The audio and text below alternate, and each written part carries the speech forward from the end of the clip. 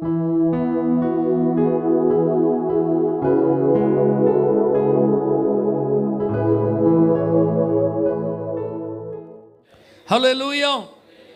இந்த புதிய மாதத்திலும் ஆண்டவர் நமக்கு தந்த அந்த ஆசீர்வாதமான வாக்குத்தத்தம் அப்போஸ்தலனாகிய பவுல் ரோமருக்கு எழுதின நிருபம் 8ஆம் அதிகாரம் அதனுடைய 32ஆம் வசனம். தம்முடைய சொந்த குமாரன் என்றும் பாராமல் நம்ம எல்லாருக்காகவும் அவரை ஒப்பு கொடுத்தவர் அவரோடே கூட மற்ற எல்லாவற்றையும் நமக்கு அருளாதிருப்பது எப்படி? அல்லேலூயா. அந்த மற்ற எல்லாவற்றையும், அதான் ரொம்ப முக்கியமான வார்த்தை. தேவன் தம்முடைய ஒரே பேரான குமாரனை இயேசுவை நமக்காகவே ஒப்பு கொடுத்திருக்கும் போது நமக்கு வேண்டிய மற்ற எல்லாவற்றையும் அவர் அருளாதிருப்பது எப்படி அப்படின்னு இந்த இடத்துல நம்ம வசனத்தை பார்க்கணும். அந்த மற்ற எல்லாவற்றையும் அப்படின்னு பார்க்கும்போது அந்த இடத்துல நீங்கள் உங்களை வச்சுக்கோங்க, உங்களுக்கு வேண்டிய எல்லாவற்றையும். நல்லா கவனிங்க. ஆதாம ஆண்டவர் தம்முடைய சாயலின்படி படைத்தார். படைத்த அந்த மனிதனுக்கு ஏற்ற துணை இல்லை அப்படிங்கிறத அவர் தான் பார்த்தார். அப்போ அந்த ஏற்ற துணையை தந்தருளினவர் யாரு? ஆண்டவர் தான். ஏன்னா அவர் படைத்த சிருஷ்டிப்புகள் எல்லாம் ஜோடி ஜோடியாக இருக்கும்போது மனிதன் மாத்திரம் எப்படி இருக்கான்? தனியாக இருக்கான். அப்போ அவனுக்கு ஒரு துணை தேவை அப்படின்னு சொல்லி ஏற்ற துணையை தந்த தேவன் நம்முடைய குடும்பங்களிலும் திருமணமாகாமல் காத்திருக்கும் நம்முடைய பிள்ளைகளுக்கு நல்ல ஒரு வாழ்க்கை துணையை ஏற்ற துணையாய் தருவார். அல்லேலூயா. வளர்ந்து வருகிற பிள்ளைகள் கவனிக்கணும், உங்களுக்கு இந்த ஆசீர்வாதத்தை யார் தான் தருவா? யார் தான் தருவா? இயேசுப்பா தான் தருவாங்க. இதை நீங்கள் யார் என்ன செய்யக்கூடாது? தேர்வு செய்யக்கூடாது. நீங்களே இந்த முடிவை என்ன செஞ்சிடக்கூடாது? எடுத்து விடக்கூடாது. இது முழுக்க முழுக்க யார் பொறுப்பு? குமாரனையே கொடுத்துருக்கிறாரு. வாழ்க்கை துணையை தரமாட்டாரா? நல்ல மருமகனை தரமாட்டாரா? நல்ல மருமகளை தரமாட்டாரா? கண்டிப்பாக தருவாருங்க, கண்டிப்பாக தருவேன். கர்ப்பத்தின் கனி அவரால் கிடைக்கும் பலன் அப்படின்னு இருக்கு. ஆமென். பிள்ளைகள் கர்த்தரால் வரும் சுதந்திரம், அதையும் அவர் தான் அருளுகிறார். உன் பிள்ளைகள் உன் பந்தியை சுற்றிலும் ஒலிவ மரக்கன்றுகளை போல் இருப்பார்கள். உன் பிள்ளைங்க ரொம்ப ஆசீர்வதிக்கப்பட்டவங்களாக இருப்பாங்க, ரொம்ப பிரயோஜனமானவர்களாக இருப்பாங்க. அதான் அவருடைய ஆசீர்வாதம். அப்போ ஆண்டவர் நமக்கு நல்ல புத்திர பாக்கியத்தை என்ன செய்வார்? தந்தருள்வா. நம்முடைய குடும்பங்களிலே கர்ப்பத்தின் கனிக்காக யாராவது காத்திருப்பார்களானால் அவர்களை குறித்த பாரம் உங்களை அழுத்தி உங்கள் ஜெபங்களிலே நீங்கள் அவர்களுக்காக ஒவ்வொரு நாளும் ஜெபித்து கொண்டிருப்பீர்களானால் அந்த ஜெபத்தை கேட்டு ஆண்டவர் குழந்தை பாக்கியத்தை இந்த மாதம் கொடுப்பார். அவர்கள் கர்ப்பம் தரிப்பதற்கான கிருபையை ஆண்டவர் கட்டளையிடுவார். அடைக்கப்பட்ட அவர்களுடைய கர்ப்பங்களை கர்த்தர் திறப்பார். கரு உருவாகுவதற்கு ஏற்ற சூழ்நிலைகளை அவரே தந்தருளுவார். ஏன்னா உயிர்களை உருவாக்குவது யார் தான்? கர்த்தர். அதனால் நம்முடைய குடும்பங்களிலே நம்முடைய உறவுகளிலே எல்லாரையும் இந்த ஆசீர்வாதமான பாக்கியத்தினாலே கர்த்தர் நிரப்ப போகிறார். எத்தனை பேர் இதெல்லாம் நம்புறீங்க? அல்லேலூயா. மரத்தை வச்சவன் தண்ணியை ஊற்றுவான் அப்படின்னு பழமொழி என்ன செய்கிறாங்க? சொல்கிறாங்க. பிள்ளையை ஆண்டவர் தந்திருந்தாருன்னா அந்த பிள்ளைகளை வளர்க்க கிருபை தரமாட்டாரா? ஆசீர்வாதமான வாய்ப்புகளை தரமாட்டாரா? அந்த பிள்ளைகளின் தேவைகள் சந்திக்கப்பட பணங்களை தரமாட்டாரா? படிக்க வைப்பதற்கு வாய்ப்புகளை தரமாட்டாரா? அவங்களுக்கு நாம் செய்து கொடுக்க வேண்டிய எல்லா காரியங்களையும் செய்து கொடுக்க ஒரு பெற்றோராகிய நமக்கு என்னெல்லாம் அருளப்பட வேண்டுமோ அதையெல்லாம் கர்த்தர் அருளுவார். எத்தனை பேர் விசுவாசிக்கிறீங்க? ஒரு பெற்றோராக இருந்து என் பிள்ளைகளுக்கு நான் இதெல்லாம் செய்யணும் அப்படின்னு நீங்கள் எதெல்லாம் நினைக்கிறீங்களோ அதை எல்லாம் அருள் செய்கிறவர் நம்முடைய தேவன். ஆமென் சொல்லுங்க. அது எந்த வயதை உடைய பிள்ளைகளாக இருந்தாலும் அந்த பிள்ளைகளுக்கு வேண்டிய எல்லாவற்றையும் அவர் உங்கள் மூலமாக அருளுவார். அவரால் அதை கொடுக்க முடியும். ஆனால் உங்கள் மூலமாக அருளுனா தான் அது மகிமை, அது உங்களுக்கு மதிப்பு மரியாதை. அப்போ பெற்றோர்கள் அந்த ஆசீர்வாதத்தை பிள்ளைகளுக்கு கொடுப்பதற்கு ஏற்றார் போல ஆண்டவர் அந்த ஆசீர்வாதத்தை என்ன செய்வார்? தருவார். கண்டிப்பாக தருவார். வாக்கு தத்தங்களெல்லாம் கொடுத்துருக்கிறார்னா அந்த வாக்குத்தத்தங்களெல்லாம் அவர் கண்டிப்பாக என்ன செய்வார்?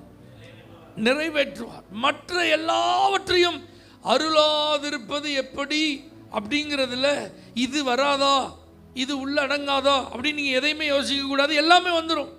பஞ்ச காலம் ஈசாக்க கர்த்தர் சொல்கிறார், இந்த தேசத்தில் நீ குடியிரு, ஒன்று நான் என்ன செய்வேன்? ஆசீர்வதிப்பேன்ட்டார். அப்போ அந்த வார்த்தைக்கு கட்டுப்பட்டு அவன் குடியிருக்கிறான். குடியிருக்கணும்னா வாழ்வாதாரத்திற்கு அவன் ஏதாவது விளைச்சல் என்ன செய்யணும்? அறுவடை செய்யணும். அப்போ கண்டிப்பாக அதற்கு விதைக்கணும்.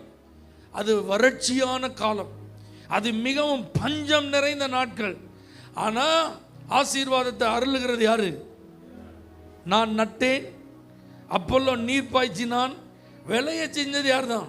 கர்த்தர். அப்போ பாருங்க, பஞ்ச காலம்தான். கர்த்தர் சொன்ன பூமியில் தங்கி இருந்த ஈசாக்க ஆண்டவர் ஆசீர்வதிப்பேன்னு சொன்னார்னா ஆசீர்வதிப்பது யார் பொறுப்பு? கர்த்தர் பொறுப்பு. எத்தனை மடங்குங்க? 100 மடங்கு. ஈசாக்க கர்த்தர் அன்னைக்கு எத்தனை மடங்கு ஆசீர்வதிச்சார்? 100 மடங்கு ஆசீர்வதித்தார். ஆமென் சொல்லுங்க. மற்ற எல்லாவற்றையும் கர்த்தர் அருள்னா இப்படி தான் இருக்கும். கர்த்தர் அருளும் போது அந்த ஆசீர்வாதங்களின் அளவை நீங்கள் கற்பனை செய்ய முடியாததா இருக்கும். அல்லேலூயா. நீங்கள் நினைக்கிற மாதிரி அது இருக்காது. அல்லேலூயா. ஆண்டவர் உங்களை நீ இதைப்படி மட்டும் செய்யி, உன்னை நான் ஆசீர்வதிப்பேன்னு சொல்லிட்டாருன்னா அந்த ஆசீர்வாதத்தை நீங்கள் எதிர்பார்க்கிறத காட்டிலும் பல மடங்கு கர்த்தர் கொடுப்பார். நீ இதை மட்டும் செய்யி, உனக்கு நல்ல மார்க் தருவேன் ஆண்டவர் சொன்னார்னா நீ நினைக்கிற மார்க்கு காட்டிலும் ஆண்டவர் தர்ற மார்க்கு பல மடங்கு அதிகமாக இருக்கும். அல்லேலூயா. இதை மாதிரி தான் உங்கள் காரியங்கள் எதுவாக இருந்தாலும் ஆண்டவர் உங்களை ஆசீர்வதிப்பேன்னு சொல்லியிருக்கிறார்னா அந்த ஆசீர்வாதத்தை கர்த்தர் உங்களுக்கு தரும்போது மற்ற எல்லாவற்றையும் அருளுகிற தேவன் வழக்கமாக அவர் கொடுக்க மாட்டார். அல்லேலூயா. எல்லாருக்கும் கிடைக்கிற மாதிரி அதை என்ன செய்ய மாட்டார்? தர மாட்டார். அப்படி கிடைக்கும் போது இன்னைக்கும் பேசிகிட்டு இருக்கோம் பாருங்க. ஈசாக்கை பற்றி இன்னைக்கும் பேசிகிட்டு இருக்கோம். எத்தனை மடங்குன்னு? 100 மடங்கு. அப்போ சந்ததிகள் உங்களை குறித்து பேசுகிற மாதிரி தான் அவர் கொடுப்பது இருக்கும். மற்ற எல்லாவற்றையும் அப்படி சொல்லும்போது அந்த கால சூழ்நிலையை பாருங்க, வறட்சியான கால சூழ்நிலை. அந்த இடத்தின் அமைப்பை பாருங்க, கொஞ்சம் கூட தங்கி இருந்து வாழ்வாதாரத்திற்கு வழி இல்லாத ஒரு இடம். அன்னைக்கு அவர்கள் ஒரு நாள் அந்த இடத்துல கழிப்பது என்பதே ஒரு பெரிய சங்கடமான சூழ்நிலை. ஆனால் கர்த்தர் அந்த பூமியை ஆசீர்வதிச்சிருக்கிறாரு. அவனை கர்த்தர் வர வர விருத்தி அடைய செய்திருக்கிறார். அவன் மகா பெரியவன் ஆனான், அவன் ஐஸ்வர்யவான் ஆனான் என்றெல்லாம் பைபிள் என்ன செய்யுது? சொல்லுது. அப்போ அப்படிப்பட்ட ஒரு ஆசீர்வாதத்தை ஆண்டவர் உங்களுக்கு என்ன செய்வார்? இந்த மாதம் அருள்வார். அல்லேலூயா. ஆனால் நீங்கள் எதிர்பார்க்கிறதெல்லாம் ரொம்ப ரொம்ப அதிகமாக ஆண்டவர்கிட்ட என்ன செய்யுங்க? எதிர்பாருங்க. 3 நிலைகளிலே தேவன் அருளுகிறத பைபிள்லேருந்து நான் உங்களுக்கு சொல்ல போகிறேன். ஆமென். 1 சாமுவேல் 1 அதிகாரம் அதனுடைய 19வது வசனத்தில் நீங்கள் பைபிளை பார்த்தீங்கன்னா அன்னால கர்த்தர் நினைந்தருளினார் அப்படின்ட்டு. அல்லேலூயா. அன்னால கர்த்தர் என்ன செஞ்சாராம்? நினைந்து அருளினார் அப்படின்னு நினச்சி அவளுக்கு அருளினாராம். ஆமென். எதை நினச்சி? அவளுடைய குறைவை நினச்சி அவளுக்கு என்ன தேவையோ அதை கர்த்தர் அருளினார். அவள் ஒரு நாள் ஆலயத்தில் விம்மி விம்மி அழுதா பார்த்தீங்களா? அந்த அழுகையை நினச்சி அவளுக்கு கர்த்தர் அந்த ஆசீர்வாதத்தை கொடுத்தார். வெகு நேரம் ஆண்டவருடைய சமூகத்தில் ஒரு நாள் இருதயத்தை ஊற்றினா பார்த்தீங்களா? அதை நினச்சி ஆண்டவர் அவளை நினைந்தருளினார். அல்லேலூயா. அன்னைக்கு ஒரு பொருத்தனை செய்து ஜெபித்தாள் அல்லவா? அந்த பொருத்தனையை நினைச்சு ஆண்டவர் அவளை நினைத்தருளினார். ஒரு ஆமென் சொல்லுங்க பார்க்கலாம். ஹல்லேலூயா. அந்த சோர்வு அவளை அதிகமாய் அழுத்தின போதிலும், துக்கம் அவளால் தாங்க முடியாமல் இருந்த போதிலும், கணவனிடத்தில் போய் சரணடையாம ஆண்டவருடைய பாதத்தில் வந்து விழுந்தாலே அந்த நாளை நினைவு கூர்ந்து ஆண்டவர் அவளுக்கு அருளினார். அதுபோல இந்த முதல் மாதம் கடந்து இப்போ 2வது மாதத்துக்கு வந்திருக்கிறோம். கடந்த மாதத்தில் நீங்கள் செஞ்ச ஒவ்வொரு காரியத்தையும் கர்த்தர் நினச்சி உங்களுக்கு வேண்டியவைகளை அருளுவார். அல்லேலூயா. அதிகாலையில் நீங்கள் எழுந்து ஜெபித்ததை நினச்சி உங்களுக்கு தேவையானதை அருளுவார். ஆமென் சொல்லுங்க.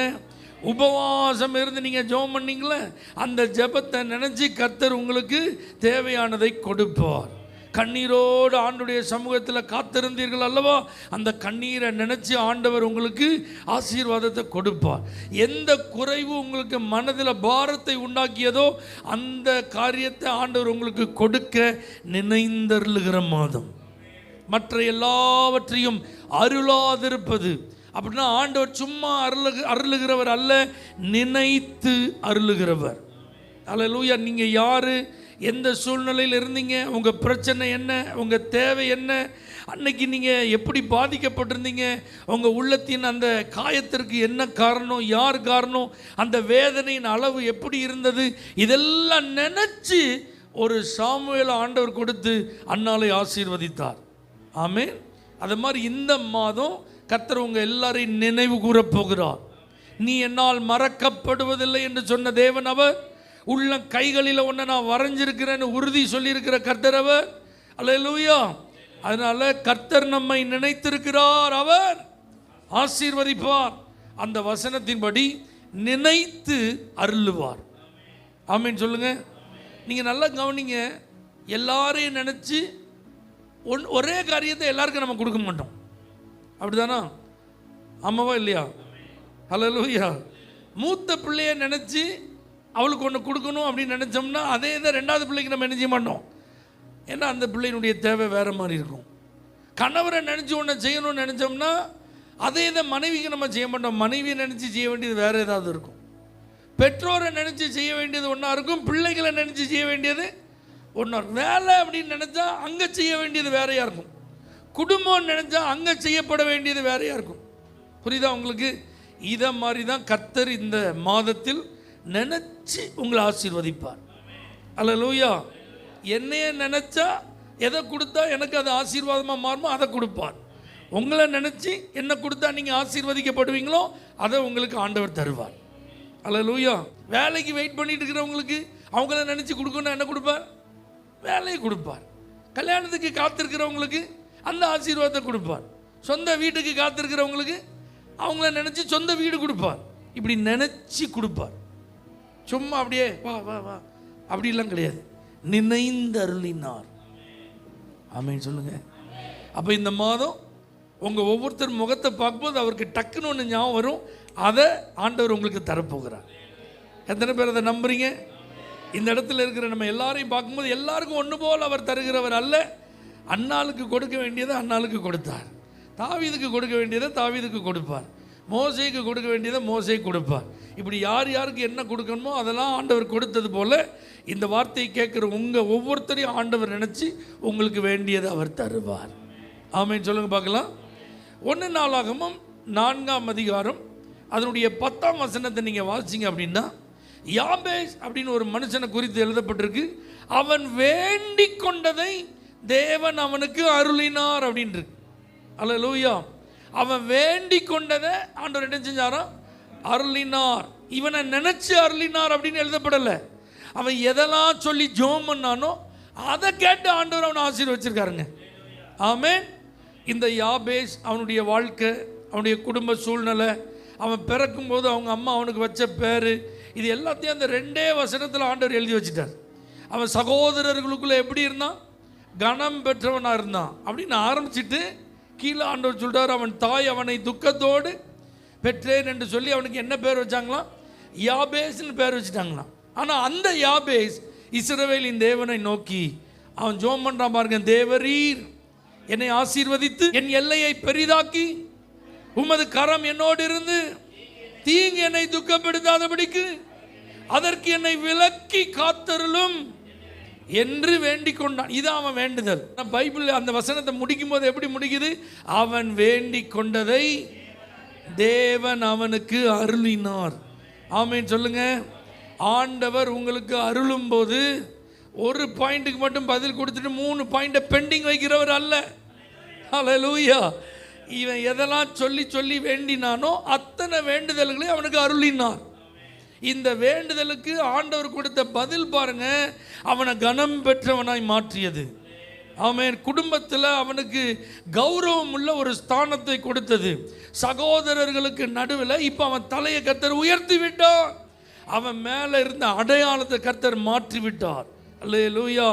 அப்போ நல்லா புரிஞ்சுக்கோங்க, உங்கள் வேண்டுதல்கள் சாதாரணமானது அல்ல. உங்கள் வேண்டுதல்கள் உங்கள் சூழ்நிலையை மாற்றும். உங்கள் வேண்டுதல்கள் உங்கள் வாழ்க்கையை மாற்றும். உங்கள் வேண்டுதல்கள் உங்கள் மேலே இருக்கிற முத்திரை, அந்த அடையாளம் இருக்குது பார்த்தீங்களா, அந்த அடையாளத்தை மாற்றும். உங்கள் வேண்டுதல் உங்கள் அந்தஸ்தை மாற்றும். உங்கள் வேண்டுதல் உங்களுடைய வாழ்வில் இருக்கிற எல்லா காரியங்களிலிருந்தும் உங்களை வித்தியாசப்படுத்தி காண்பிக்கும். வேண்டிக் கொண்டதை தேவன் அருளுவார். அதனால் நீங்கள் கடந்த நாட்களிலே என்னென்ன காரியங்களெல்லாம் சொல்லி வேண்டி இருக்கிறீங்களோ அதெல்லாம் கர்த்தர் உங்களுக்கு அருள் செய்வார். இந்த மாதம் நீங்கள் எதெல்லாம் ஆண்டவர்கிட்ட போய் வேண்ட போகிறீங்களோ அந்த வேண்டுதல்களின்படி கர்த்தர் உங்களுக்கு அருளுவார். அதனால் எதையும் மிஸ் பண்ணிடாதீங்க. என்ன வேண்ட போகிறேன் நல்லா பிளான் பண்ணி யோசித்து எழுதி வச்சு போய் வேண்டிடுங்க. அவன் வேண்டி கொண்டதை தேவன் அவனுக்கு அருளினாருங்கிற இடத்துல உங்கள் பேரையும் கர்த்தர் வைக்க உதவி செய்வார். ஆமீன் சொல்லுங்க. அல்லேலூயா. ஐயா, அது இப்போதைக்கு நடக்காத மாதிரி இருக்க, இப்போதைக்கு அதுக்கு வழி இல்லாதது மாதிரி, பரவாயில்ல. வேண்டுதல் செய்கிறது நம்ம வேலை, அருளி செய்கிறது அவருடைய வேலை. ஆமீன் சொல்லுங்க. இதெல்லாம் என்னால் சரி பண்ண முடியாத, இதெல்லாம் மாற்றி அமைக்க முடியாத, இது இப்போ இந்த சூழ்நிலையில் என்ன செய்யாது, எந்த மாற்றமும் அடையாத, அதெல்லாம் நீங்கள் யோசிக்க வேண்டாம். அதை போட்டு உங்கள் மனசை நீங்கள் குழப்ப வேண்டாம். வேண்டுதல்னு வந்துட்டு எழுதிருங்க. வேண்டுதல்களை எழுதி ஆண்டவர்கிட்ட யாபேஸ் மாதிரி இஸ்ரவேலின் தேவனை நோக்கி ஜெபம் பண்ண மாதிரி, தேவனே என்னை ஆசீர்வச்சிருங்கன்னு சொல்லி உங்கள் பட்டியலை அவர்கிட்ட கொடுங்க. ஆண்டவர் யாபேசின் வேண்டுதலுக்கு மாத்திரமல்ல, இந்த மாதம் மற்ற எல்லாவற்றையும் அருளாதிருப்பது எப்படின்னு அவர் வாக்கு தந்திருக்கிறதுனால உங்களுடைய வேண்டுதல்களுக்கும் அவர் நல்ல பதில்களை அருளுவார். அல்லேலூயா. ஒரு பாயிண்ட் விடாமல் வேண்டிடணும். ஆமென் சொல்லிருங்க. எதையும் மிஸ் பண்ணிடக்கூடாது. ஐயோ, நான் இதை ஆண்டவர்கிட்ட கேட்காம விட்டுட்டேனே அப்படின்னு எதையாவது மறந்துடக்கூடாது. ஆமென். அல்லேலூயா. யாபேஸ் எத்தனை தடவை வேண்டுனான்னு தெரில, அதனால தான் நான் திரும்ப திரும்ப சொல்லிட்டு இருக்கேன். அவன் வேண்டி கொண்டதை தேவன் அவனுக்கு அருளினார் அப்படின்னு சொல்லி ஒரே வசனத்தில் முடிச்சிட்டார். அப்போ ஒரு தடவை போய் கருத்தாக வேண்டினாலும் உருப்படியாக வேண்டிட்டு வந்துடுங்க. அல்லேலூயா. ஒரு லிஸ்ட்டை போட்டு ஆண்டவர்கிட்ட போனீங்க அப்படின்னா மனசை ஊற்றி ஜெபம் பண்ணிட்டு வந்துடுங்க. ஆண்டவரே, உங்களை தவிர என்னை ஆசீர்வதிப்பதற்கு வேற ஆள் இல்லை. நீங்கள் என் மேலே மனசு வச்சு இந்த சூழ்நிலையை மாற்றலைன்னா, எங்கள் அம்மா என் மேலே ஒரு பெரிய சுமையை வச்சுட்டு போயிட்டாங்க. என் குடும்பம் என்னை சுற்றி வேறு வித்தியாசமான ஒரு சூழலை என்ன செஞ்சுருக்கு, உருவாக்கியிருக்கு. சமுதாயத்தில் என் நிலைமை ரொம்ப பரிதாபமாக இருக்குது. இதெல்லாம் மாறணுன்னா இதுதான் வழின்னு அவன் பாயிண்டை ரெடி பண்ணான். பார்த்தீங்களா? இதை மாதிரி நீங்கள் பாயிண்டை ரெடி பண்ணி வேண்டுதல் செய்யுங்க. அல்லேலூயா. ஜெப குறிப்பை நீங்கள் ரெடி பண்ணி வேண்டுதல் செய்யுங்க. நீங்கள் வேண்டிக் கொண்ட வேண்டுதல்களின்படி அவர் உங்களுக்கு அருளுவார். ஆமென். சங்கீதம் 20:4. சங்கீதம் 20:4. அவர் உமது மன விருப்பத்தின்படி உமக்கு தந்தருளி. அல்லேலூயா. ரொம்ப அழகாக அந்த சங்கீதத்தில் எழுதியிருக்கு பார்த்தீங்களா? அவர் உமது மன விருப்பத்தின்படி உமக்கு தந்தருளி. உமது ஆலோசனைகளை எல்லாம் அனுப்பிச்சிவார். அப்போ நல்லா புரிஞ்சுக்கோங்க, உங்கள் மன விருப்பம் தான் நிறைவேறும். அல்லேலூயா. ஆண்டவர் மற்ற எல்லாவற்றையும் உங்களுக்கு அருளுகிறவர். அவர் அருளுகிறதுல 3வது பாயிண்ட் இப்போ நான் சொல்லிட்டு இருக்கிறேன், சும்மா கிடையாதுங்க. உங்கள் மன விருப்பத்தின்படி தான் அருளுவார். அன்னால் ஜெபம் பண்ணுறாங்க, நீர் எனக்கு ஒரு ஆண் பிள்ளையை கொடுத்தார். அப்போ அவங்க மனசில் இருந்த விருப்பம் என்னது? எப்போ நான் குழந்தை இல்லாமல் இருக்கேன், என் சகலதி என்னை போட்டு பாடாப்படுத்துகிறான், ஆனோ பெண்ணோ ஏதோ ஒரு பிள்ளையை கொடுத்துருக்கேன், அவளை நான் வச்சுக்கிறேன், அப்படி அவங்க ஜெபம் பண்ணல. எனக்கு ஒரு ஆண் பிள்ளை வேணும், அவ்வளோதான். அதான் மன விருப்பம். ஆமென்.